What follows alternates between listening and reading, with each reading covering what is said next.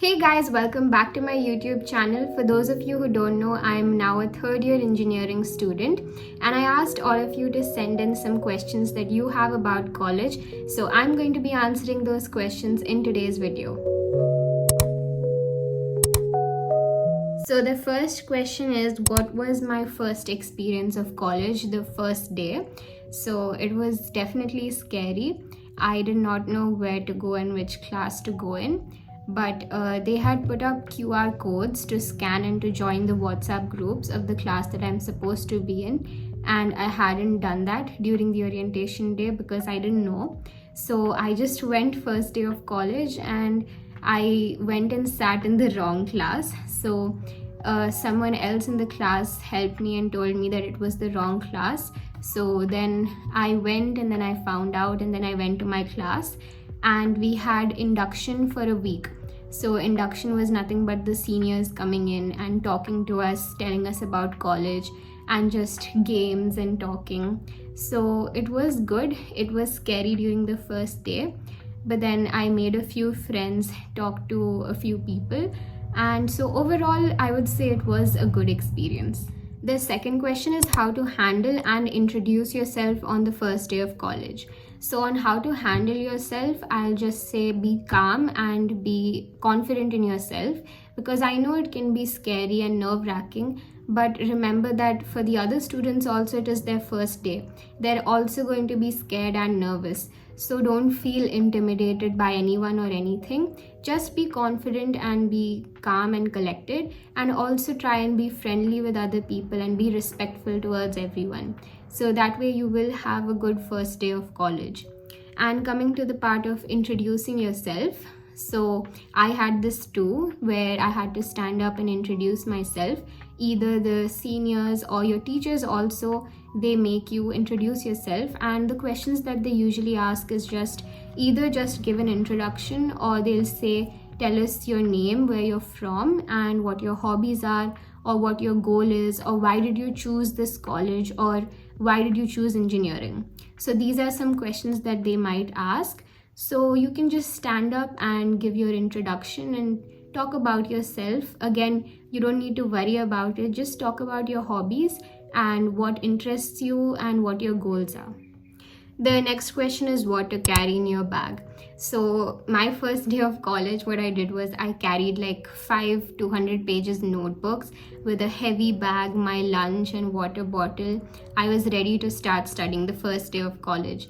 But that's not what happened. We had induction for a week, so there wasn't much studying. So what I would recommend is that you just carry a rough book and your pens and whatever your essentials are, plus food and water, because that's more than enough for you. And after that, slowly you will realize for which subjects how big of a notebook you need, whether you need one or not. So just give it time and then you can decide what books you want to buy. Next question is what books do you need, and whether you will have physics and chemistry only for the first year or for all 4 years. So physics and chemistry we had only for the first year. One semester I had physics and one semester I had chemistry. These are just your general subjects that you have when you join in first year, and then in the later years you go more in depth into whatever your fields are. And for books, as I said, first year of college, we already got our books from college. And after that, the next years, they just send us PDFs of notes to study from. And if you want additional books, you can always go to the library to get books. Next is study tips for first year and whether you should focus on coding or academics. So focusing on both is equally important. I would say you can start coding even before college, and coding is something that you should do on a day-to-day basis.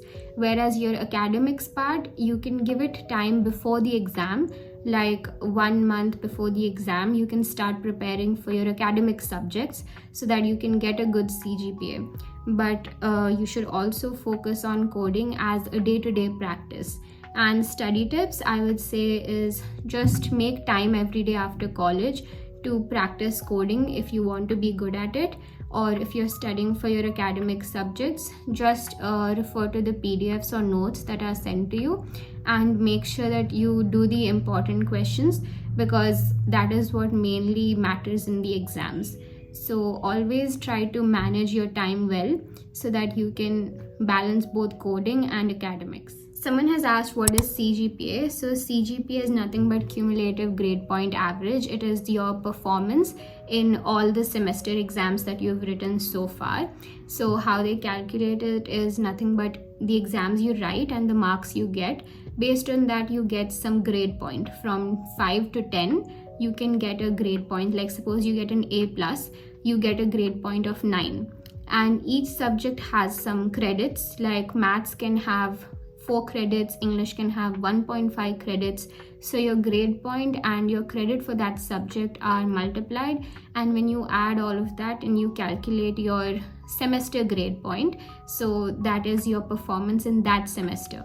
And when you take an average of it comparing to all the semesters you've written, you get your CGPA. Some of you wanted to know about AI and ML and your subjects of btech CSE. So in our first year, we more or less had the same subjects, and when coming to our second year, we went more in depth. Like we had subjects like software engineering, then computer organization and architecture, operating systems, and we also have labs like C programming, Java, and Python programming. So we had it in our first and second year. So programming is an important part. And we also had electrical subjects, like we had basic electrical circuits. So we had to study subjects from the other branch as well. And we have maths in every semester up till now. So we've had maths in our first, second, third, fourth semesters. And if you're someone who doesn't like maths, it's gonna be really tough for you. So these are your subjects, plus you will also be getting your syllabus when you join college. So you will get to know more about what subjects you're going to have like for the next 2 years, and also what credits you're going to have for each subject. Next question is, which branch is better for placements? I will say nowadays the CSE and CSE related specializations are more in demand because of the technology and how the world is changing using technology. So those are some fields where there is always demand for placements. But also I think whichever branch you are in, it doesn't matter about the branch, it matters about whether you are best at what you're doing in your respective branch. Because if you are the best, or if you're really skilled at whatever you're doing, then you're definitely going to get placed. Next question is it necessary to get a laptop in first or second year? And what are my laptop recommendations under 30K? So I would say that yes, it is beneficial if you get a laptop in your first year, because you can start coding early and you can start practicing, because it is something you need to practice every day. But if you're someone who wants to wait and who doesn't want to buy one yet, then you have your first semester, you can wait out, and either in your second semester or your second year is where we properly started coding. But there are some who start beforehand, even before college starts. So I would recommend that you do get a laptop.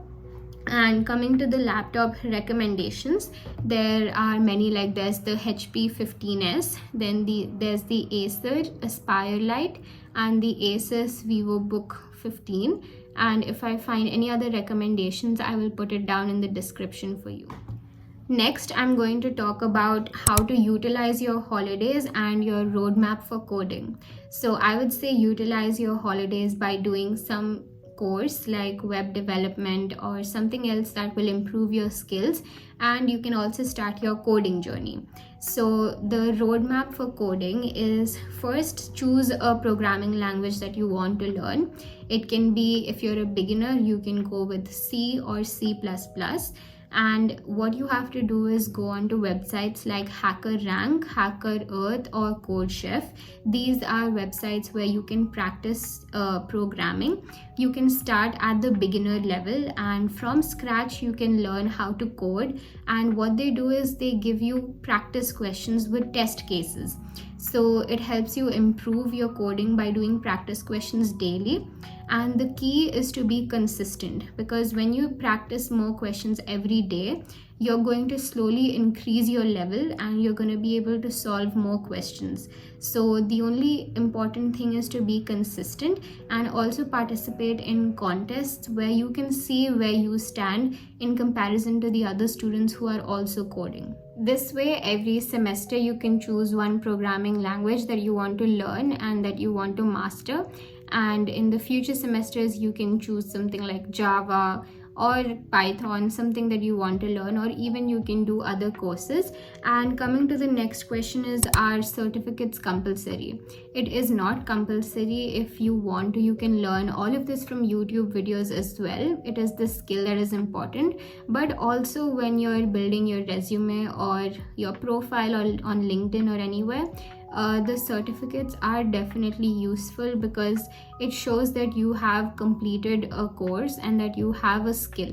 So that is the proof of it. So having a certificate is definitely useful. So if you do courses on Udemy or Coursera, anywhere, and you get a certificate, it will definitely boost your resume. For YouTube channels to start coding, a useful channel is Apna College. Plus, if you just type in whatever programming language you want to learn, you're going to get many videos of like 10 hours straight that is going to complete the entire programming language. So those are also really useful if you want to sit in one go, or like in a small amount of time you want to finish that programming language. And if you want to do it more in deep and be perfect in it, then you can go for other courses online. The last thing I'm going to talk about is how to get hired. So for that, I think what you need is first good skills, whether it is in coding or in any other field that you are in. You need to be skilled at what you're doing. The second thing is communication skills. This is important because you need to have a clarity of thought, whether it is in group discussions or when you're introducing yourself. Companies look at your communication and how well you are clear in your mind. And the third thing they see is your CGPA. So a good CGPA is important. And finally, internships. Internships can help boost your resume and show that you have worked in this field or in this area and that you can do well in it. So these are the tips that I would give you for getting good placements. That's all for this video, guys. I hope I clarified all of your doubts and I answered all the questions that you had about college. If you like this video, don't forget to like, share, and subscribe to my YouTube channel, and I'll see you guys next time. Bye!